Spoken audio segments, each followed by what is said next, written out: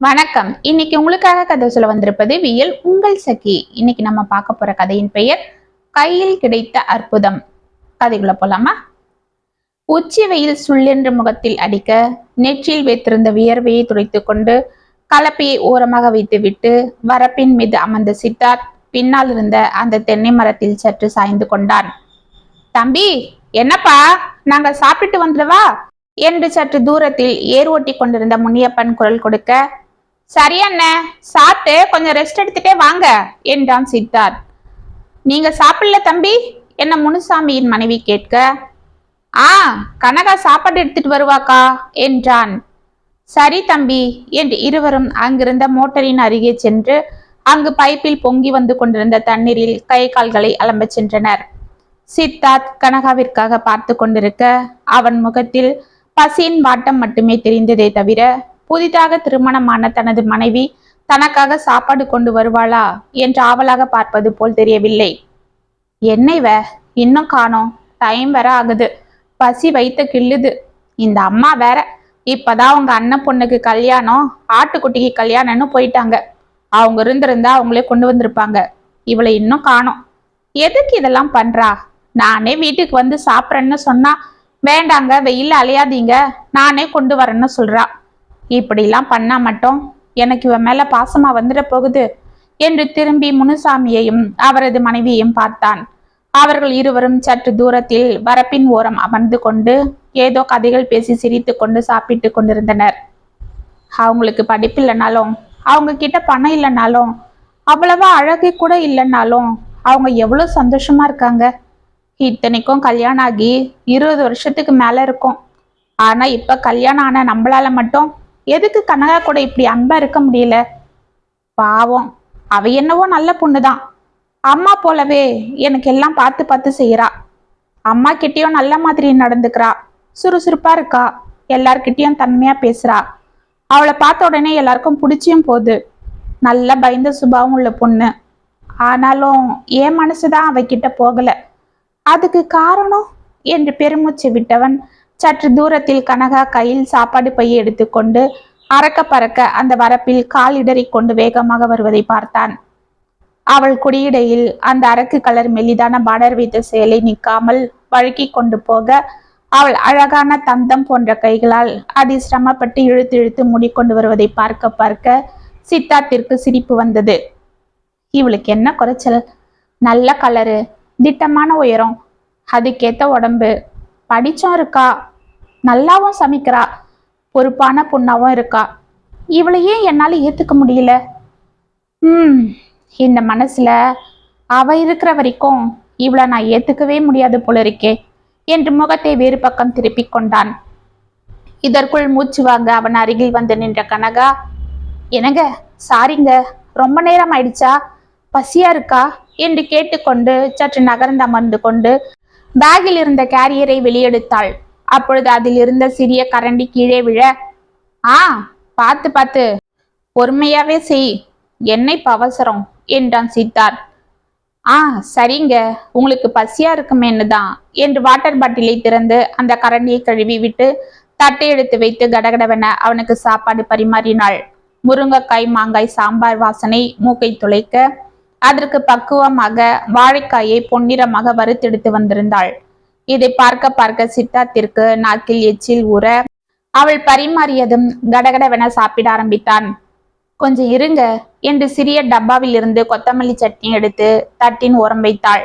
அதை எடுத்து சாப்பிட்டவன், ஆஹா, அப்படியே அம்மா செய்யறது போலவே இருக்கே, அவ்வளோ ஏன், அம்மா செய்யறது விடவே இது நல்லா இருக்கு என்று தலையை குனிந்து கொண்டு தட்டை பார்த்து கொண்டு கடகடவென சாப்பிட ஆரம்பித்தான். என்னங்க, இன்னைக்கு நான் இங்க கிளம்பிட்டு இருக்கும்போது அத்தை ஃபோன் பண்ணாங்க. யாரு, எங்க அம்மாவா என்று தலையை நிமிர்த்தாமலே கேட்டான். இல்லைங்க, சிதம்பரத்துல இருக்காங்களே எங்க அத்தை, அப்பாவோட சித்தி பொண்ணு. அவங்க பையன் கூட பெங்களூர்ல இருக்கான்னு சொன்னியே, அவங்களா? ஆமாங்க. சரி, அதுக்கு என்ன இப்ப? ஒன்னும் இல்லைங்க, எங்க அத்தை பையன், அதுதான் எங்க விமல் மாமா, ஊர்ல இருந்து வந்திருக்காராம். அவர் அடுத்த வாரம் திரும்பவும் வேலை விஷயமா சிங்கப்பூர் போயிடுவாராம். அப்புறம் எப்போ வருவாருன்னு தெரியாதான். அவரோட அத்தையும் போக போறாங்களாம். அதனால நம்மள அவங்க வீட்டுக்கு நாளைக்கு விருந்துக்கு வர சொன்னாங்க. நம்ம கல்யாணத்துக்கு கூட அவங்க வரல இல்ல. அதனால அதனால என்ன இப்ப? நாம போய் ஆகணுமா என்று தலையை நிமிர்த்தினான். தட்டில் கொஞ்சம் சாப்பாடு போட்டு மோரை ஊற்றி டப்பாவில் இருந்த மாவுடுவை வைத்தாள். ஆமாங்க, அவங்க நம்மள பார்க்கணும்னு ஆசைப்படுறாங்க. மாமா வாழ்க்கை சரியா அமையாததால எங்க அத்தை ரொம்ப நொடிஞ்சிட்டு இருக்காங்க. அதனால தான் அவங்க எங்கேயுமே வெளியில போகாம இருக்காங்க. அதுக்காக தான் நம்மள கூட அவங்க வந்து பார்க்கல. ஆனா இப்போ ஊரை விட்டு போக போறதால என்னை பார்த்துட்டு போலான்னு ஆசைப்படுறாங்களாம். அவங்களுக்கு சின்ன வயசுல இருந்து என்னை ரொம்ப பிடிக்கும். அம்மா இல்லாத என்ன தாய் பாசத்தோட அவங்க பார்ப்பாங்க. அதனால என்று தயங்கினாள். தயிர் சாதத்தை சாப்பிட்டு முடித்த சித்தார்த், சரி, போயிட்டு வரலாம் என்று எழுந்து கொள்ள அவனுக்கு கை கழுவ வாட்டர் பாட்டிலை நீட்டினாள். அவள் முகத்தில் சந்தோஷம் தாண்டவம் ஆடிக்கொண்டிருந்தது. சித்தார்த் மீண்டும் கலப்பி எடுத்துக்கொள்ள கடகடவென பாத்திரங்களை எல்லாம் எடுத்து பேக்கில் வைத்தவள் அதில் கையில் எடுத்துக்கொண்டு, என்னங்க என்று மெதுவாக அழைத்தாள். சித்தார்த் திரும்பி அவளை பார்த்து கொண்டு என்ன என்பது போல் உற்று பார்த்து கொண்டு நின்றான். என்னங்க, நாம நாளைக்கு போறோம் இல்ல? ஆமா, அதுதான் சொன்னியே. நானும் சரின்னு தானே சொன்னேன். அப்புறம் என்ன என்றான் பட்டும் படாமலும். ஒன்னும் இல்லைங்க, அங்க எங்க அத்தை மாமா எதிர்க்கலாம். இப்படி இல்லாம என்றவள் அமைதியாகினாள். இப்படின்னா என்றவளை மீண்டும் உற்று பார்த்தான். அதாவது நாம கொஞ்சம் சகஜமா இருக்கிற மாதிரி காட்டிக்கிட்டா அவங்க சந்தோஷப்படுவாங்க. ஏன்னா அவங்க பையனோட வாழ்க்கை தான் சரியில்லை. இந்த பொண்ணோ என்றவள் தடுமாறி கொண்டு நிமிர்ந்தவனை பார்க்க அவளை பார்த்து கொண்டிருந்த சித்தார்த்திற்கு மனதில் ஏதோ சுருக்கெனப்பட்டது. சரி சரி, இப்ப என்ன, நாம க்ளோஸா இருக்கிறா போல காட்டிக்கணும், அதுதானே என்று அங்கிருந்து சென்றான். ஆமாங்க என்று உறக்க கூறிவிட்டு பேக் எடுத்து கொண்டு உற்சாகமாக அங்கிருந்து சென்று விட்டாள். மெதுவாக திரும்பி அவள் செல்வதை பார்த்து கொண்டிருந்த சித்தார்த்திற்கு ஏதோ ஒரு நெருடல் ஏற்பட்டது. மறுநாள் காலை கனகா அழகான காட்டன் புடவையை கட்டி கொண்டு தன்னை நன்றாக அலங்காரம் செய்து கொண்டாள். ஃப்ரிட்ஜில் வாங்கி வைத்திருந்த ஸ்வீட் பாக்ஸை எடுத்து பையில் வைத்து கொண்டாள். கிச்சனுக்குள் சென்று மேலே இருந்த அந்த பெரிய பித்தளை தூக்குச்சட்டியை இறக்கி அதில் இருந்து ரவா லட்டு, முறுக்கு, தேன் குழல் அனைத்தையும் கொஞ்சம் கொஞ்சம் எடுத்து ஒரு பாலித்தீன் கவரில் போட்டு கொண்டாள். உற்சாகத்தோடு அனைத்தையும் எடுத்து வந்து டீபாய் மேல் வைத்துவிட்டு சித்தார்த்திற்காக பார்த்து கொண்டு சோஃபாவில் அமர்ந்தாள். இதற்குள் அவளது செல்போன் ஒலிக்க அதை எடுத்தவள் தனது மாமியாரின் நம்பர் இருப்பதை பார்த்து முகம் மலர்ந்தாள். அத்தை, சொல்லுங்க அத்தை. இப்பதான் அத்தை கிளம்பிட்டு இருக்கோம். போயிட்டு சாயங்காலம் வந்துடுவோம். வந்த உடனே நான் கூப்பிடுறேன். சரி அத்தை, அங்க போனதும் போன் போடுறேன். அவர் உள்ள கிளம்பிட்டு இருக்காரு. சரி அத்தை என்று போனை வைத்து விட்டு திரும்பி உள்ளே எட்டி பார்த்தாள். சற்று நேரத்தில் சித்தார்த் கிளம்பி வெளியே வர அவனை கண் கொட்டாமல் பார்த்து கொண்டே மெதுவாக எழுந்தாள். என்ன அப்படி பாக்குற, வா போலாம் என்றான். சரிங்க, நீங்க போய் வண்டி எடுங்க, நான் வீட்டை பூட்டிட்டு வந்துடுறேன் என்றவள் சாவியை எடுக்க செல்ல சித்தார்த் வெளியே சென்று வண்டியை ஸ்டார்ட் செய்தான். உற்சாகத்தோடு அவள் பேக் எடுத்து கொண்டு வந்து அவன் பின்னால் ஏறிக்கொள்ள அவள் மேலே பட்டதும் சற்று நகர்ந்து முன்னால் சென்றான் சித்தார்த். அவள் முகம் டக்கென வாடியது. இருந்தாலும் அதை வெளியே காட்டிக்கொள்ளாமல் சற்று பின்னால் நகர்ந்து கொண்டு நடுவே பையை வைத்தாள். இதை கவனித்த சித்தார்த் எதுவும் பேசாமல் அமைதியாக வண்டியை ஸ்டார்ட் செய்தான். வண்டி அந்த மேலக்காற்றினால் உந்தப்பட்டு விற்றென அந்த தார் ரோட்டில் சென்று கொண்டிருக்க இரண்டு பக்கமும் பச்சை பசேல் என்று இருக்கும் வயலில் இருந்து நெற்கதிரின் வாசம் கம் என்று வீசிக்கொண்டிருந்தது. தனது கணவனுடன் முதலாக அந்த தனிமையில் இவ்வளவு அருகில் அவள் அந்த வண்டியில் அமர்ந்து செல்வது ஏதோ தனக்கு கிடைத்த பெரும் பாக்கியமாகவே கருதி பூரித்து கொண்டிருந்தாள். அவர்களுக்கு திருமணமாகி 3 மாதங்கள் ஆகியிருந்தாலும் சித்தார்த் அவளிடம் எந்த ஒரு ஈடுபாடும் காட்டுவதில்லை. அவளிடம் தனியே அமர்ந்து பேசுவதை கூட தவிர்த்து வந்தான். அவளாக சென்று பேசினாலும் 2 வார்த்தைகள் மட்டும் எங்கோ பார்த்து கொண்டே பேசிவிட்டு கடகடவென அங்கிருந்து சென்று விடுவான். அவன் தன்னை விட்டு இப்படி விலகியே இருப்பதின் காரணம் ஒன்றும் அவளுக்கு புரியவில்லை என்றாலும் அதை அவனிடம் அவள் இதுவரை கேட்டுக்கொள்ளாமலே இருந்தாள். அவள் மனசங்கடத்தை வெளியிலும் காட்டிக்கொள்ளாமல் தனது மாமியாரிடம் அன்பாக பழகி வந்தாள். ஆனால் தனது மகன் தனது மருமகளிடம் நடந்து கொள்ளும் விதத்தை பார்த்து கொண்டிருந்த சாரதா அவர்களுக்குள் நெருக்கம் ஏற்பட செய்ய தனது அண்ணன் மகள் திருமணத்தை சாக்காக வைத்து கொண்டு 1 மாதம் முன்பே கும்பகோணம் சென்று விட்டாள். அவள் திட்டப்படி தனிமையில் இருக்கும் போது சித்தார்த் தனது மனைவியை புரிந்து கொள்வான் என்று அவள் எதிர்பார்க்க, ஆனால் சித்தார்த்திடம் இதுவரை எந்த மாறுதலும் ஏற்படவில்லை. வண்டி வேகமாக சென்று கொண்டிருக்க சித்தார்த் ஏதோ யோசனையோடு வண்டியை ஓட்டி கொண்டிருந்தான். சற்று நேரம் அமைதியாக இருந்த கனகா அவர்களுக்குள் இருக்கும் மௌனத்தை மெதுவாக கலைத்தாள். என்னங்க என்று அவள் மெதுவாக அழைக்க, கண்ணாடியில் அவளை பார்த்தான் சித்தார்த். என்னங்க, நான் திரும்பவும் சொல்றேன்னு கோபப்படாதீங்க. எங்க அத்தை வீட்டுக்கு போனதும் நீங்க என்கிட்ட சாதாரணமா பேசுங்க என்றாள். இதுவரை அவளை கண்ணாடியில் பார்த்து கொண்டிருந்த சித்தார்த் அமைதியாக முகத்தை திருப்பி ரோட்டை பார்த்தான். இதுக்கு என்ன அர்த்தம்? சரின்றாரா இல்ல முடியாதுன்னு சொல்றாரா என்று புரியாமல் குழம்பி தவித்துக் கொண்டு அமைதியாக இருந்தாள். சிதம்பரம் டவுனில் இருக்கும் விமல் வீட்டின் முன்பு வண்டி நிற்க உள்ளிருந்து ஓடி வந்தனர் விமலும் அவனது தாய் சகுந்தலாவும். அவர்களை பார்த்து புன்னகை செய்து கொண்டே வண்டியில் இருந்து இறங்கி சென்றாள் கனகா. வாங்க வாங்க, உங்களுக்காக தான் காத்துட்டு இருக்கோம் என்று கூறிக்கொண்டே ஓடி வந்து கனகாவை கட்டி அணைத்தாள் சகுந்தலா. என் தங்கம் ராசாத்தி, எப்படி கண்ணு இருக்கிற? என்ன அழகு என் அண்ணன் மக என்று ஆசையாக திருஷ்டி கழித்து அவளை உள்ளே அழைத்து சென்றாள். இதற்குள் அவர்களை பார்த்து சிரித்து கொண்டே வந்த விமல், வாங்க சித்தார்த் என்று அவனுக்கு கை கொடுக்க, சித்தார்த்தும் சிரித்து கொண்டே அவனுக்கு கை கொடுத்து விட்டு வண்டியை ஓரமாக நிறுத்தினான். விமல் அவனை உள்ளே அழைத்து செல்ல இருவரையும் அங்கிருந்த சோஃபாவில் அமர வைத்தனர். அத்தை, இந்தாங்க அத்தை என்று கையில் இருந்த பேக்கை அவளிடம் கொடுத்தாள் கனகா. அதை பார்த்து, என்னடி கண்ணு இம்புட்டு வாரி வந்திருக்க? அப்படியே உங்க அப்பங்கோணம். சரி உக்காரு, இதோ வந்துடுறேன் என்று உள்ளே ஓடினாள் சகுந்தலா. விமல் எதிரில் இருந்த சிங்கிள் சோஃபாவில் அமர்ந்து கொண்டு, சித்தார்த், வேலையெல்லாம் எப்படி போயிட்டு இருக்கு? நிலத்துல இப்ப எதனா பயிர் போட்டு இருக்கீங்களா என்றான். ஏற்கனவே கரும்பு போட்டிருக்கேன், இப்ப பக்கத்துல நெல்லு போடணும், அதுக்கான வேலை தான் நடந்துட்டு இருக்கு. அவனை ஆச்சரியமாக பார்த்து கொண்டிருந்த விமல், உங்களை பார்த்தா எனக்கு கொஞ்சம் பொறாமையா இருக்கு என்றான். சித்தார்த்தும் கனகாவும் ஒன்றும் புரியாமல் அவனை பார்த்தனர். நோனோ, தப்படுத்துக்காதீங்க. நீங்க படிச்சிருந்தாலும் உங்க அப்பாவோட நிலத்தை பார்த்துக்கிட்டு அந்த கிராமத்துல அழகா விவசாயம் பண்றீங்க.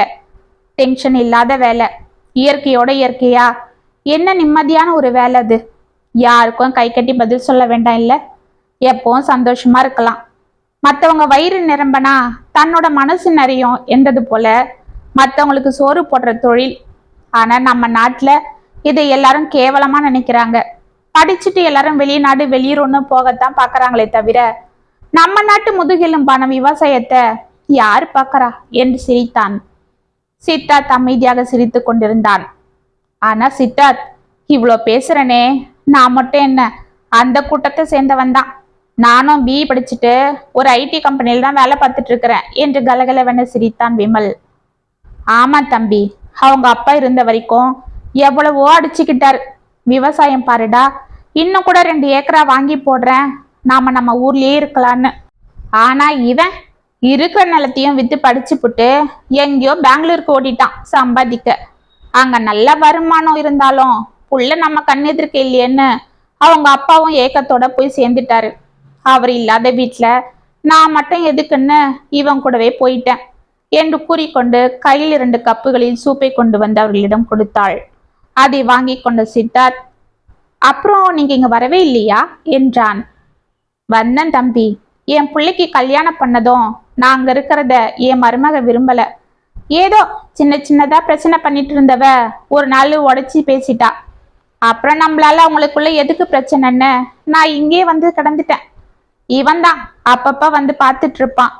ஆனா இப்ப என்று கண்களை முந்தானையால் துடைத்து கொண்டாள்.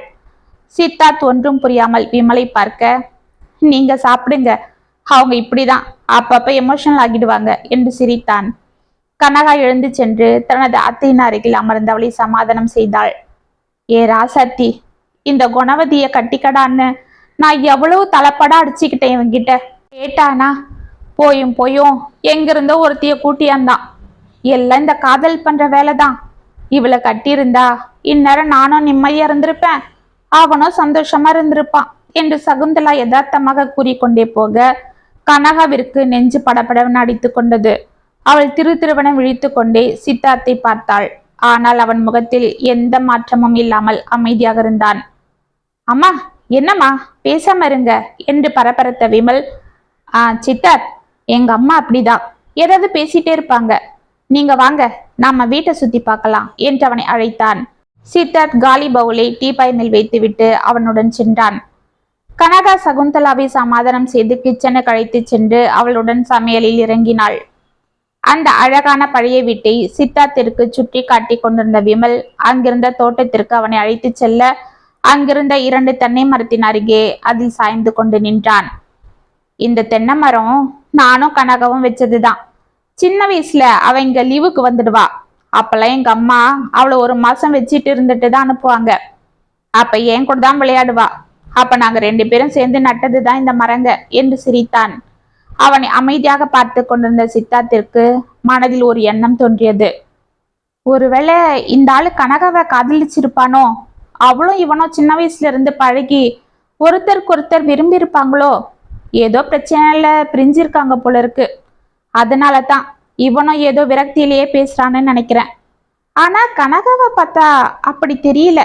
ஏன் இவனை பார்த்தா கூட தான் அப்படி தெரியல. ஆமா, பார்த்தாலாம் இது தெரியுமா என்ன? ஒருவேளை இவன் மட்டும் கனகாவை காதலிச்சானோ என்னவோ? இப்ப நம்ம கூட அவளை பார்த்ததும் அவனுக்கு மனசு சங்கடமாகிடுச்சா? அவளை மறக்க முடியாம தவிக்கிறானா? அதனால ஒன்றும் பிரச்சனை இல்லை. இவன் இப்ப சொன்னாலும் நான் அவளை விவாகரத்து பண்ண ரெடியா தான் இருக்கேன். தாராளமா இவனே அவளை கூட்டிட்டு போகட்டும், நான் சங்கடப்பட மாட்டேன் என்று மனதில் நினைத்து கொண்டிருக்க, என்ன சித்தார்த் அமைதியா இருக்கீங்க என்றான் விமல். ஒன்னும் இல்ல, உங்க மனைவிக்கும் உங்களுக்கும் விவாகரத்து ஆயிடுச்சுன்னு நான் கேள்விப்பட்டேன். அது எதனாலன்னு? அதுவா என்று சலிப்போடு கேட்ட விமல் அங்கிருந்த கிணற்றின் அருகிருந்த சிமெண்ட் தொட்டியின் மீது ஏறி அமர்ந்தான். சித்தார்த்தும் அவன் எதிரில் இருந்த துணி துவைக்கும் கல்லின் மீது சென்று அமர்ந்தான். சித்தார்த், மனைவி அமைவதெல்லாம் இறைவன் கொடுத்த வரன்னு சொல்லுவாங்க. ஆனா எனக்கு அந்த விஷயத்துல கடவுள் வரன் கொடுக்கல, சாபம் கொடுத்துட்டாருன்னு நினைக்கிறேன் என்று லேசாக சிரித்தான். சந்தேகமே இல்லை, இவன் கனகாவை தான் முதல்ல விரும்பி இருக்கான். ஏதோ ஒரு சூழ்நிலையில தான் அந்த பொண்ணை கட்டிக்கிட்டான் போல இருக்கு. சரி, என்னதான் சொல்றான்னு பாப்போம் என்று ஆவலாக அவனை பார்க்க ஆரம்பித்தான். எங்க அப்பா அம்மா கும்பகோணம் பக்கத்துல ஒரு கிராமத்துல பரம்பரையா வந்த 2 ஏக்கரா நிலத்தை வச்சு விவசாயம் பார்த்துட்டு இருந்தாங்க. எப்படியோ குடும்பம் போயிட்டு இருந்தது. அப்புறம் 2 வருஷத்துல நான் பிறந்தேன். அப்ப எங்க அம்மாக்கு ஏதோ கர்ப்பப்பையில பிரச்சனை ஆகி அதை எடுக்கணும்னு ஆப்ரேஷன் பண்ணாங்க. மருந்துக்கு மாத்திரைக்குன்னு கடன் ஆயிடுச்சு. நானும் வளர வளர அதுவும் வட்டி போட்டு வளர ஆரம்பிச்சிடுச்சு. ஒரு கட்டத்துல எங்க அப்பா நிலத்தை வித்துட்டாரு. எங்க போறது என்ன எதுன்னு தெரியாம அவங்க நின்னப்பதான் எங்க மாமா, அதாவது கனகாவோட அப்பா, அவரு எங்க அம்மாவோட பெரியப்பா பையன், இங்கதான் சிதம்பரத்துல பக்கத்துல ஒரு கிராமத்துல இருந்தாரு. 5 ஏக்கரா நிலம் வச்சு விவசாயம் தான் பண்ணிட்டு இருந்தாரு. அங்க நல்ல விளைச்சல். அந்த ஊர்ல அவருக்கு நல்ல பேரு, தர்மவான்னு கூட சொல்லுவாங்க. ஏன்னா யார் வந்து அவர்கிட்ட உதவி கேட்டாலும் கையில இருக்கிறத அப்படியே கொடுத்துடுவாரு. அவரு சம்சாரம், அதாவது கனகாவோட அம்மா தங்கமானவங்க. புருஷனுக்கு ஏத்த பொண்டாட்டினா அது அவங்க தான். அப்பதான் எங்க அம்மா எங்க மாமா கிட்ட எங்களுக்கு பொழப்புக்கு ஏதாவது வழிகாட்டுங்கன்னு போய் நின்னாங்களாம். உடனே எங்க அம்மா அவங்க ஊர்லயே 2 ஏக்கரா நிலம் வாங்கி கொடுத்து எங்க பொழப்புக்கு வழி காட்டினாரு. அதுல எங்க அப்பா பாடுபட்டு ரொம்ப நல்லாவே முன்னுக்கு வந்துட்டாரு. அப்புறம் இங்க டவுன்ல நாங்க இந்த வீட்டை வாங்கினோம், மண்டி வச்சோம். வியாபாரம் நல்லா நடக்க ஆரம்பிச்சுது. எங்க அம்மாவும் அப்பாவும் எங்க அத்தை மாமா மேல ரொம்ப பாசமா இருப்பாங்க. கனகான்னா எங்க அம்மாக்கு உசுறு. அப்பதான் எங்க மாமா வாழ்க்கையில ஒரு சோகம் நடந்தது. கனகாக்கு 5 வயசு இருக்கும்போது அவங்க அம்மா இறந்துட்டாங்க. அப்ப அவங்க அப்பா ரொம்ப நொறுங்கிட்டாரு. சின்ன குழந்தையா இருக்கா, அவளை பார்க்க ஒரு தாய் வேணும்னு எங்க மாமாக்கு எல்லாருமா சேர்ந்து 2வது கல்யாணம் பண்ணி வச்சுட்டாங்க. ஆனா அவங்க கனகாவை ரொம்ப கொடுமைப்படுத்துவாங்க. அவங்களுக்கு பிறந்த 2 பசங்களை மட்டும் நல்லா பார்த்துக்கிட்டு இவளுக்கு சாப்பாடு கூட போட மாட்டாங்க. ஆனா கனகா அதெல்லாம் வெளியில காட்டிக்க மாட்டா. அவங்க அப்பா கிட்டயும் சொல்ல மாட்டா. வீட்டுல எல்லாம் பொறுப்பா செய்வா. ஆனா அவங்க அப்பா அவ அனுபவிக்கிற கொடுமை எல்லாம் பார்த்து ரொம்ப வேதனைப்படுவாரு. இதுலயே அவர் போய் சேர்ந்துட்டாரு. அவங்க சித்தி கொடுமை கனகாக்கு அதிகமாயிடுச்சு. தனக்கு உதவி பண்ண தன்னோட அண்ணன் மேல இருந்த பாசத்தால எங்க அம்மா கனகாவை எனக்கு கல்யாணம் பண்ணணும்னு பேசிட்டு இருந்தாங்க. ஆனா இதுக்குள்ள நான் சென்னையில பிடெக் படிச்சுட்டு பெங்களூர்ல வேலை கிடைக்கவே அங்க போகணும்னு அடம் பிடிச்சேன். அதுவும் இல்லாம கனகாவை நான் என் மனைவிய நினைச்சு கூட பார்த்தது இல்ல. நாங்க அப்படி பழகவும் இல்லை என்றான். சித்தார்த் ஆச்சரியமாக அவனை பார்த்தான். ஆமா சித்தார்த், கனகா நல்ல பொண்ணுதான், ரொம்ப பிளெக்சிபிள். அவங்க அம்மா போலவே குணம். ஆனா எனக்கு தான் அவளை மனைவியா பார்க்க முடியல. கூடவே வளர்ந்ததால கூட அப்படி இருக்கலாம். நான் பெங்களூருக்கு வேலைக்கு போயிட்டேன். கொஞ்ச நாள்ல எங்க அப்பாவும் இறந்துட்டாரு. எங்க அம்மா என்னை இங்க வந்துடு, கனகாவை கல்யாணம் பண்ணிக்கன்னு கெஞ்சினாங்க. ஆனா அதுக்குள்ள நான் ஒரு டிக்கெட்டை என் மனசை பறி கொடுத்திருந்தேன். அவ பெங்களூர்ல ஒரு கம்பெனில ரிசப்ஷனிஸ்டா வேலை பார்த்துட்டு இருந்தா. அவளுக்கு சம்பளம் கம்மினாலும் ஆடம்பரம் அதிகம். ஆனா ரொம்ப அழகா இருப்பா. அந்த அழகுல நான் மயங்கிட்டேனே தவிர அப்ப அவளோட குணம் என்னன்னு எனக்கு தெரியல. எங்க அம்மா கிட்ட அடம் பிடிச்சி அவளை கல்யாணமும் பண்ணிக்கிட்டேன். எங்க அம்மாக்கு வேற வழி தெரியாம அறகுற மனசோட எனக்கும் அந்த பொண்ணுக்கும் கல்யாணம் பண்ணாங்க. நாங்க பெங்களூருக்கே போயிட்டோம். 3 மாசம் நல்லா தான் போச்சு. அதுக்கப்புறம் தான் என்னோட மனைவியோட சுயரூபம் தெரிய வந்தது. ஏன், என்னாச்சு?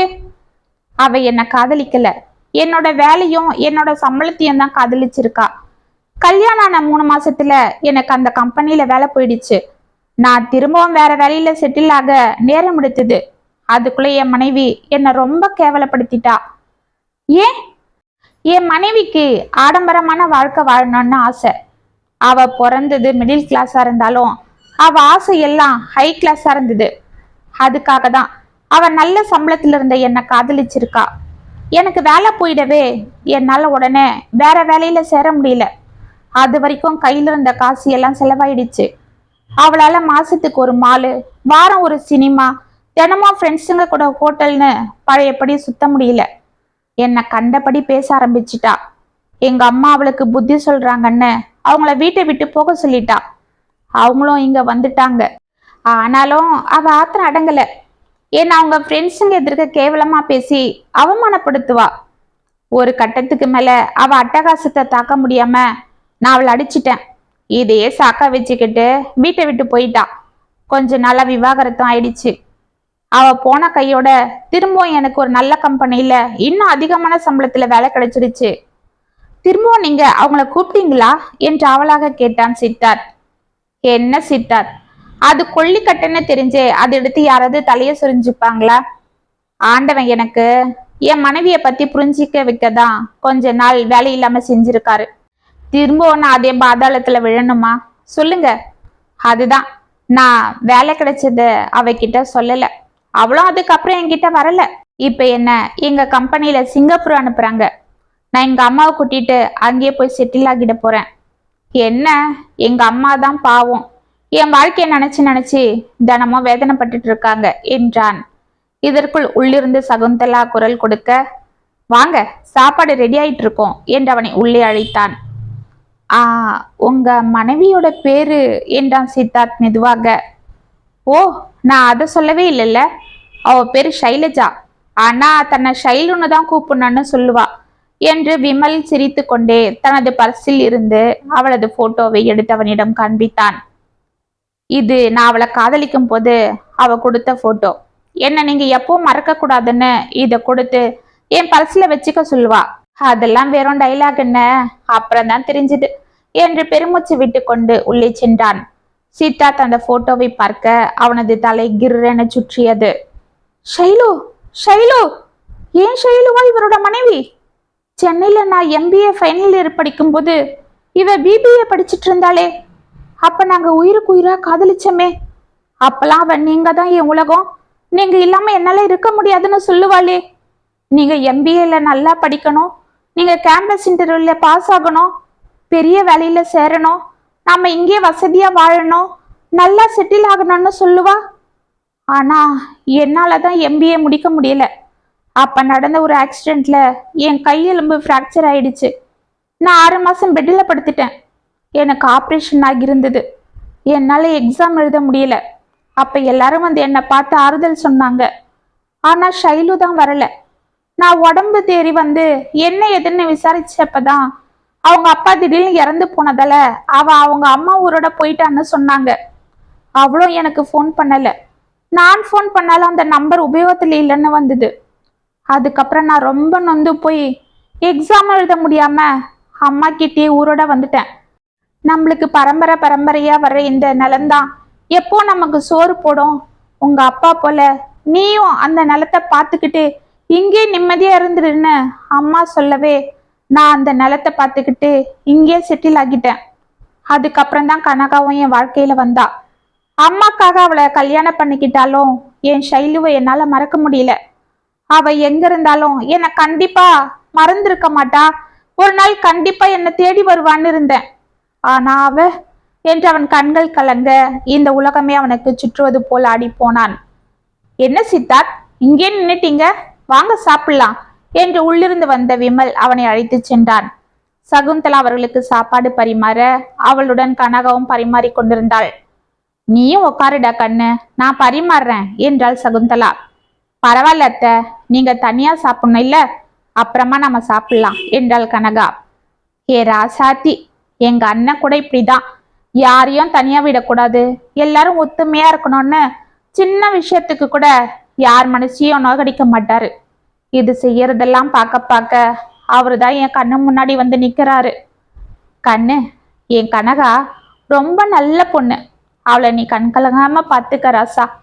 பாவம் குழந்தை, சின்ன வயசுல இருந்தே அவங்க சித்தி கிட்ட படாத பாடு பட்டுடுச்சு. ஏதோ இப்பதான் ஆண்டவன் அதுக்கு ஒரு நல்ல வழிய காட்டியிருக்காரு. எம்புட்டு சொத்து இருந்தாலும் குழந்தை எந்த அலட்டலும் இல்லாம ரொம்ப எளிமையா இருக்கும். அது நகையெல்லாம் அவங்க சித்திக்கார் எடுத்து தன் பிள்ளைங்களுக்கு போட்டாலும் குழந்தை அந்த வயசுலயும் பெருந்தன்மையா எல்லாம் விட்டு கொடுக்கும். இப்படி ஒரு பொண்ணை கட்டிக்க நீ ரொம்ப கொடுத்து வச்சிருக்கணும் தம்பி. இந்த தங்கத்தை நீ பத்திரமா பாத்துக்க ராசா என்றாள் சகுந்தலா சித்தார்த்தை பார்த்து. சித்தார்த் அமைதியாக கனகாவை பார்க்க அவள் தலையை குனிந்து கொண்டு அமைதியாக இருந்தாள். சாப்பிட்டு முடித்து சித்தார்த்தும் கனகாவும் கிளம்ப சகுந்தலா கனகாவிற்கு கல்லு வைத்த மோதிரமும் பட்டு சேலையும் வைத்து கொடுத்தாள். சித்தார்த்திற்கும் பேண்ட் ஷர்ட் கொடுத்தாள். இருவரும் அவளிடம் ஆசி வாங்க அவர்களை வாரி அணைத்து உச்சி முகந்தாள். சரி கனகா, நான் போய் வண்டி எடுக்கிறேன், நீ வா என்று சித்தார்த் வெளியே செல்ல அவன் மனது ஏதோ பாரமாக இருந்தது. விமல் கடகடவென அவன் பின்னால் சென்றான். சித்தார்த், ஒரு நிமிஷம் என்று அவன் அழைக்க வண்டி எடுத்து கொண்டிருந்த சித்தார்த் திரும்பி அவனை பார்த்து கொண்டு அமைதியாக நின்றான். அவன் அருகில் வந்த விமல் அவனை உற்று பார்த்து விட்டு, சித்தார்த், ஷைலுவோட போட்டோ பார்த்துட்டு நீங்க ஏன் ஒரு மாதிரி ஆயிட்டீங்க என்றான் மெதுவாக.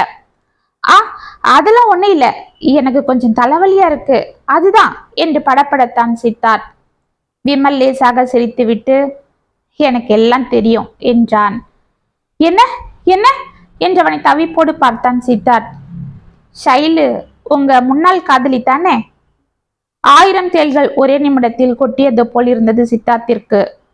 விமல், எனக்கு தெரியும் சித்தார்த், நாங்க காதலிக்க ஆரம்பிச்ச கொஞ்ச நாள்ல ஷைலுவோட செல்லுல உங்க போட்டோவை பார்த்தேன். இது யாருன்னு கேட்டேன். அப்பதான் அவ உங்களை பத்தி என்கிட்ட சொல்லி சிரிச்சா என்றான். என்னது, சிரிச்சாளா? ஆமா, நான் சென்னையில காலேஜில் படிக்கும் போது இவனை காதலிச்சேன். இவன் பேரு சித்தார்த், MBA படிச்சிட்டு இருந்தான். ரொம்ப நல்லா படிக்கிறானே, சீக்கிரமா நல்ல வேலையில செட்டில் ஆகிடுவான்னு நினைச்சேன். ஆனா அவனுக்கு ஆக்சிடென்ட் ஆகி கை உடைஞ்சு போயிடுச்சு. அதுக்குள்ள எங்க அப்பாவும் இறந்து போயிட்டாரு. நான் எங்க அம்மா கூட பெங்களூருக்கே வந்துட்டேன் அப்படின்னு சொன்னான். அப்படியா, அப்ப திரும்பவும் நீ போய் அவனை பார்க்கவே இல்லையான்னு நான் கேட்டேன். இல்ல, அவன் எக்ஸாம் எழுதல, வேலையும் இல்லாம படுத்துட்டானா. இனியும் அவன் தேடி வந்து என்னத்த பண்ண போறான், அதுதான் நான் அவனை மறந்துட்டேன்னு சொன்னான். இப்பதான் நீங்க எனக்கு கிடைச்சிருக்கீங்களே, உங்க கால் தூசிக்கு அவன் வருவானான்னு அந்த போட்டோவை டெலீட் செஞ்சா. அப்ப அவன் மேல இருந்த காதல்ல மயங்கியிருந்த எனக்கு அவ இன்னொரு பையனை எனக்காக வெறுக்கிறான்றத பார்த்து பெருமையா இருந்தது, ஒரு கர்வம் வந்தது. அந்த பைத்தியக்காரத்தனத்தால அவளோட குணத்தை கூட நான் அப்ப தெரிஞ்சுக்கல. அப்புறம்தான் உங்க கல்யாண போட்டோவை கனகா எங்க அம்மாக்கு அனுப்பியிருந்ததை பார்த்து நான் தெரிஞ்சுக்கிட்டேன். சித்தார்த், பளபளக்கிற கண்ணாடி கல்ல நான் வைரமா வச்சு பாதுகாத்தேன். ஆனா அது என் கையை கிழிச்சிட்டு போயிடுச்சு.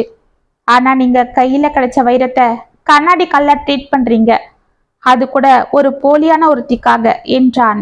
விமல் என்று சித்தார்த் அலற, நான் உங்களை பார்த்த உடனே தெரிஞ்சுக்கிட்டேன் நீங்க கனகா கூட சுமூகமா இல்லைன்னு. அதனால தான் நான் உங்களை தனியா கூட்டிட்டு போய் என் கதைய சொன்னேன், ஷைலுவை பத்தி சொன்னேன். சித்தார்த், உங்களுக்கு ஆண்டவன் ஒரு நல்ல வாழ்க்கை துணையை கொடுத்திருக்காரு. கனகா ரொம்ப நல்ல பொண்ணு. அவ வாழ்க்கையில எவ்வளவோ கஷ்டப்பட்டாலும் காயப்பட்டாலும் யார் மனசையும் காயப்படுத்த கூடாதுன்னு நினைக்கிறவ. அவ உங்களுக்கு கிடைச்ச பொக்கிஷம், நீங்க அதை தவற விடாதீங்க. கையில கிடைச்ச அற்புதத்தை ஒதுக்கிடாதீங்க என்றான். சித்தார்த் அமைதியாக அவனை அதிர்ந்து பார்த்து கொண்டிருந்தான். அவன் கூறும் ஒவ்வொரு வார்த்தைகளின் உண்மையை அவன் மனது உணர்ந்து கொண்டிருந்தது. இதற்குள் கனகா அவர்கள் அருகில் வர, என்னங்க கிளம்பலாமா? மாமா, அப்ப நாங்க போயிட்டு வரோம். அத்தைய பார்த்துக்கோங்க, எங்களுக்கு அடிக்கடி ஃபோன் பண்ணுங்க என்று கண்களை துடைத்து கொண்டாள். கனகா, நான் அம்மாவை பத்திரமா பார்த்துக்கிறேன். நீ உன் குடும்பத்தோட சந்தோஷமா நிம்மதியா இருமா. கூடிய சீக்கிரம் எங்களுக்கு ஒரு குட்டி கனகாவோ இல்ல குட்டி சித்தார்த்தோ பெத்து கொடுக்கணும் என்றான். கனகா சித்தார்த்தை அமைதியாக பார்த்தாள். அந்த பார்வை சித்தார்த்தின் மனதை உலுக்க அவன் அமைதியாக வண்டியை ஸ்டார்ட் செய்தான். அப்ப நான் வரேன் மாமா. அத்தை வரேன் அத்தை என்று வண்டியில் ஏறிக்கொண்டு அவர்கள் இடையே பேகை வைத்தாள் கனகா. அப்ப நாங்க கிளம்புறோம் என்று சித்தார்த் அவர்களிடம் கூறிவிட்டு வண்டியை ஸ்டார்ட் செய்தான். வண்டி மீண்டும் அந்த தார் ரோட்டில் வேகமாக சென்று கொண்டிருக்க கண்ணாடியின் வழியே பின்னால் அமைதியாக அமர்ந்து கொண்டு வந்த கனகாவை பார்த்தான். அவள் முகத்தில் ஏதோ ஒரு சோகம் இருந்தது. வண்டியை பட்டென நிறுத்திய சித்தார்த்தை ஒன்றும் புரியாமல் பார்த்தாள் கனகா. என்ன கனகா, உன் மனசுல என்ன நினைச்சிட்டு இருக்கிற என்றான் சித்தார்த் சற்று கோபமாக. கனகாவிற்கு மனது திக்கென்றானது. அவள் பதறிக்கொண்டு, என்னங்க நான் என்ன பண்ண என்று தட்டு தடுமாறி கொண்டு கேட்டாள். என்ன பண்ணியா? என்ன இது என்று அவர்கள் இடையிருந்த பேகை பார்த்தான். இது பேகு, அத்தை நமக்கு கொடுத்த புடவை, பேண்ட், ஷர்ட். ஆ தெரியும், அதையே இங்க வச்சிருக்க. என்னங்க அது நான் உங்க மேல, என் மேல அது உங்களுக்கு பிடிக்காதுன்னு தான். நான் யார் சொன்னது?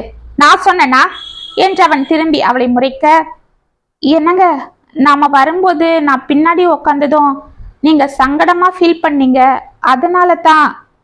ஓ, அப்ப நான் சொல்லாமலே என் மனசை நீ புரிஞ்சுப்பியா? அப்படின்னா நான் இப்ப என்ன நினைக்கிறேன்னு உனக்கு தெரியலையா என்றான். என்னங்க எனக்கு நிஜமாவே ஒன்றும் புரியல என்று பயத்தோடு கூறினாள் கனகா.